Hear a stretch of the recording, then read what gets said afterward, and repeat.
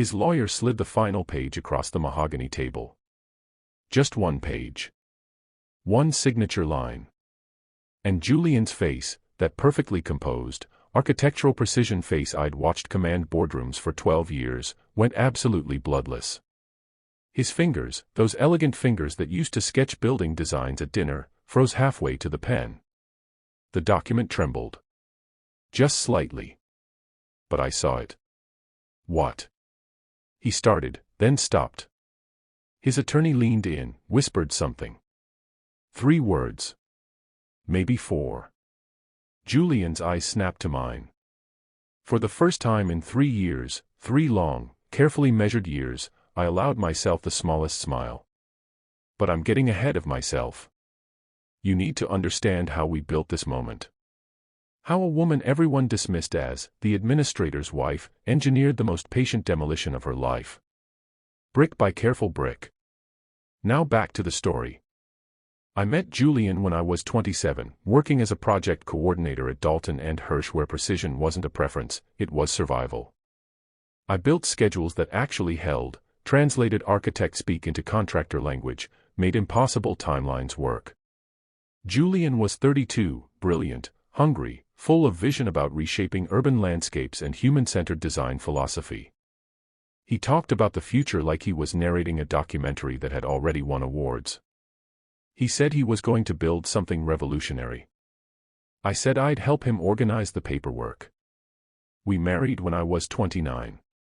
Sophia arrived when I was 31, and I kept working part-time while raising her, managing my own 401k because my mother always said a woman should have her own foundation, not hidden, just separate, something built on her own terms. At 33, Julian's firm finally launched and he needed someone to manage operations while he focused on design, someone detail-oriented, someone he could trust completely. So I became his unpaid everything, office manager, client liaison, proposal coordinator, permit specialist, marketing director, event planner for those increasingly important gallery openings where Julian's renderings hung like fine art. I did it all while raising Sophia, managing our household, keeping everyone functional and fed. My official title was wife. My unofficial title was the entire back office. For 9 years I poured myself into building Julian's vision, and for 9 years he got the credit. Every industry award, every magazine profile, every gallery opening where I checked people in while he networked. Somewhere along the way things shifted. He started making decisions without me, working later, criticizing small things, my lack of professional growth. I was running his entire operational infrastructure for free while raising his daughter, but sure, not ambitious enough. 4 months ago Julian came home on a Tuesday at 6:47 p.m. I remember because I was plating dinner, salmon, his favorite, because apparently I'm pathologically committed to unappreciated effort. He didn't take off his coat. He sat down at our dining table, the Danish modern one I'd found at an estate sale and refinished myself, and folded his hands like he was opening a client meeting. "We need to discuss something," he said. I set down the plates and sat. "I want a divorce." Just like that, clean, architectural, no wasted space. "I'll be keeping the house, it's essential for client presentations, you understand, the firm obviously, the accounts we've built, you can have your car."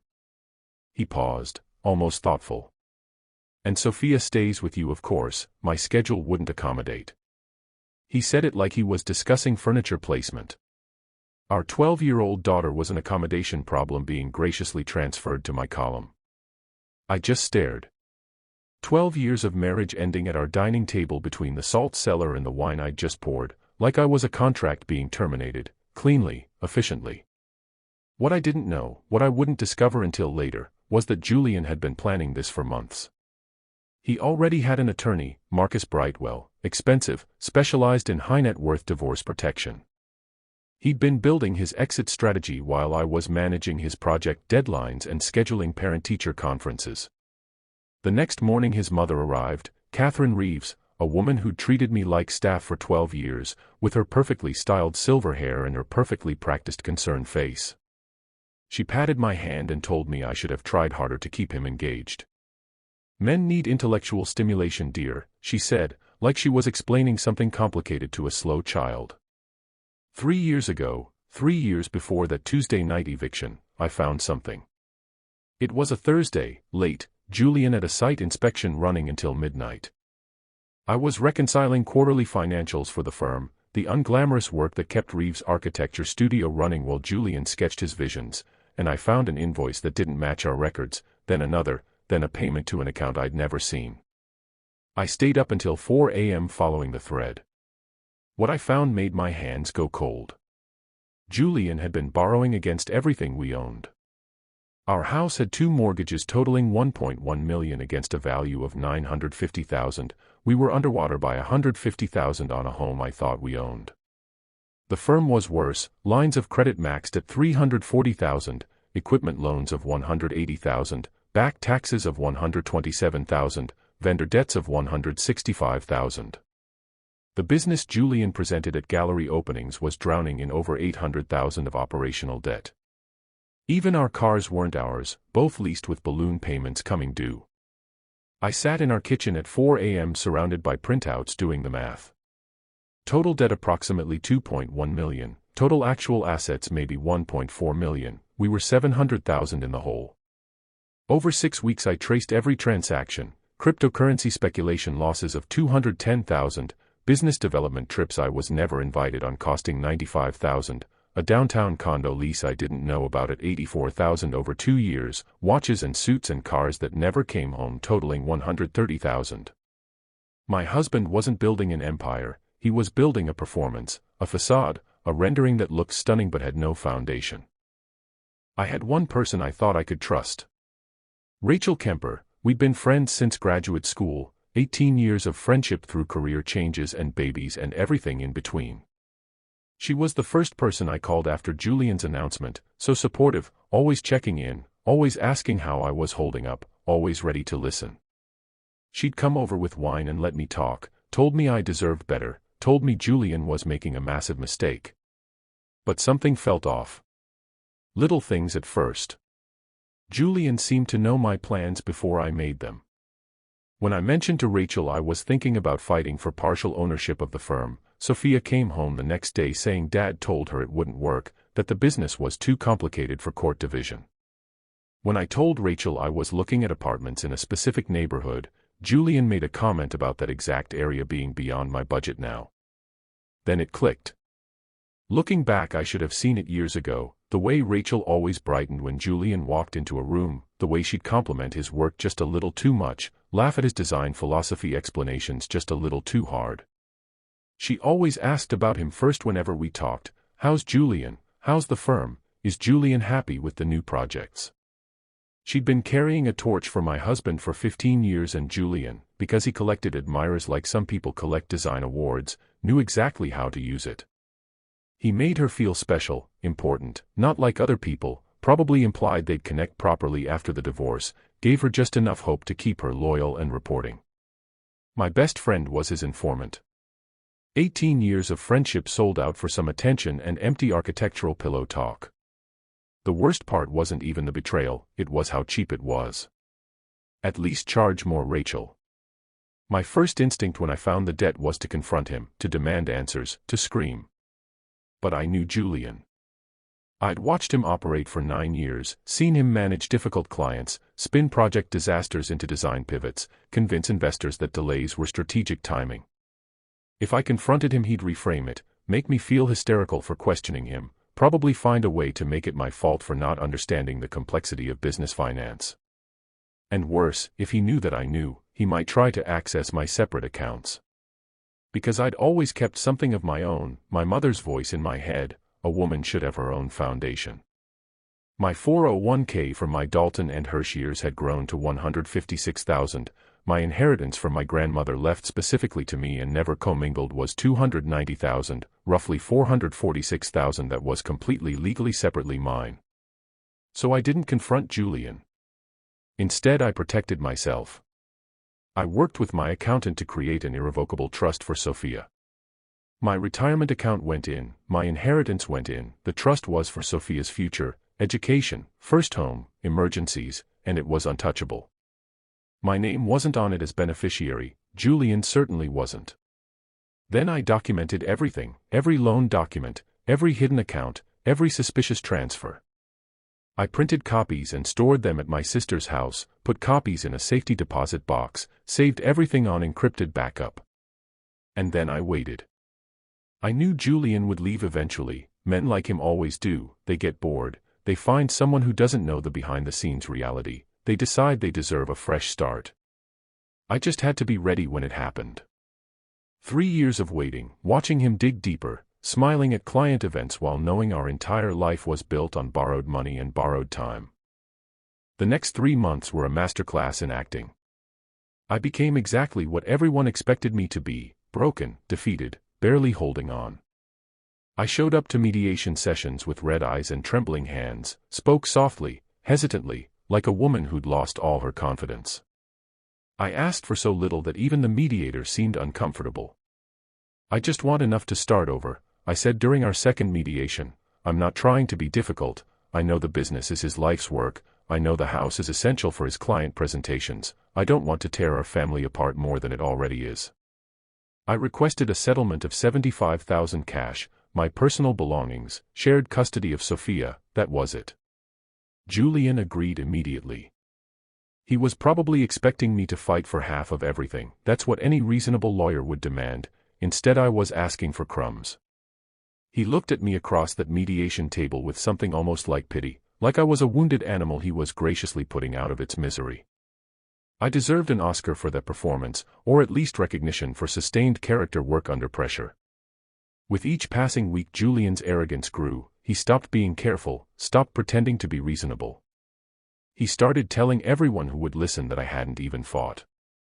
She just gave up, he told his golf partners. I offered her a fair settlement and she took it without negotiation. Catherine was even worse. She bragged at her book club, at every social gathering she attended. "Julian is keeping everything. That woman didn't get a dime. I always knew she wasn't strong enough for my son." To celebrate his upcoming victory, Julian bought himself a new watch, $15,000. I know because I saw the charge on the business account. He was still using company money for personal expenses, still digging that hole deeper. He wore it to our next mediation session, making sure I noticed. The final hearing was scheduled for a Wednesday morning in Judge Patricia Hendrick's courtroom. I arrived early wearing a simple gray dress, no jewelry, minimal makeup, the picture of a woman who'd already lost and accepted it. Julian arrived 20 minutes late with Marcus Brightwell, wearing a Tom Ford suit and that new watch, confidence radiating off him like expensive cologne. His girlfriend sat in the gallery, young, polished, scrolling through her phone like she was waiting for a dentist appointment. The proceedings were straightforward, mostly paperwork, the settlement we'd already agreed to in mediation. Judge Hendrick reviewed the documents, the division of assets, the custody arrangement, the financial disclosures. Then she paused. "Mr. Reeves," she said, "you're accepting sole ownership of the marital residence, the business entity Reeves Architecture Studio, and all associated accounts and obligations, is that correct?" "Yes, Your Honor," Julian said, barely concealing his satisfaction. "And you've reviewed the complete financial documentation, including all mortgages, loans, liens, and outstanding debts associated with these properties?" Marcus started to answer, but Julian cut him off, impatient, eager to finish this. "Yes, Your Honor, I've reviewed everything. I'm accepting full responsibility for all assets and their associated obligations." Judge Hendrick looked at him for a long moment. "Mr. Reeves, I'm obligated to inform you that you have the right to request a 30-day audit period before finalizing the asset transfer, given the complexity of the business holdings." Julian actually laughed, a short, dismissive sound. "That won't be necessary, Your Honor. I'm quite familiar with my own business. I'd like to proceed today." Marcus touched his arm, whispered something, but Julian shook his head. "I'm ready to sign," he said. He was in a hurry, I realized, watching him. He had plans, probably lunch reservations with the girlfriend, probably wanted this finished so he could start his new life. Judge Hendrick asked one more time if he was certain. He said yes, and signed. The first letter arrived 6 days later. Wells Fargo, regarding the second mortgage on the house, payment 63 days overdue, total amount due immediately, $427,000. Julian called me that night, his voice tight, controlled. "Did you know about this?" About what? I asked, genuinely curious which bomb had detonated first. The second mortgage, Elena, the second mortgage on the house. I was quiet for a moment. Oh, I said, yes, I found that about 3 years ago. I assumed you were handling it. You assumed, his voice was rising now, you assumed and you didn't think to mention it. Julian, I said carefully, you told me you were handling all business finances. You said I didn't understand the complexity of architectural firm management. Remember, I'm just the administrator. The second letter came 2 days later, from the IRS, regarding back taxes on Reeves Architecture Studio, amount due with penalties, $162,000. Then the equipment loan company, payment 90 days overdue, total due or repossession, $180,000. Then the vendors, 12 of them, threatening liens. Then the state tax board. Julian called Marcus Brightwell, who called my attorney, who called me. Your client knew about these debts, Marcus said, his smooth, expensive voice now edged with panic. She had a fiduciary responsibility to disclose. My attorney, Nina Castellano, 54 years old and absolutely done with men like Marcus, responded with surgical precision. My client disclosed everything in the financial documentation your client signed, she said, the documentation he refused to audit, the documentation he accepted full responsibility for. The obligations are now solely his, as per the divorce decree he insisted on finalizing immediately. But she knew, Marcus said. Knowing isn't concealing, Nina replied. Your client had every opportunity to review the assets he demanded. He chose not to. That's not fraud, that's consequence. 6 months later I'm sitting in my own office, not Julian's, mine, with my name on the door, Elena Vance Consulting, Project Management and Operational Design.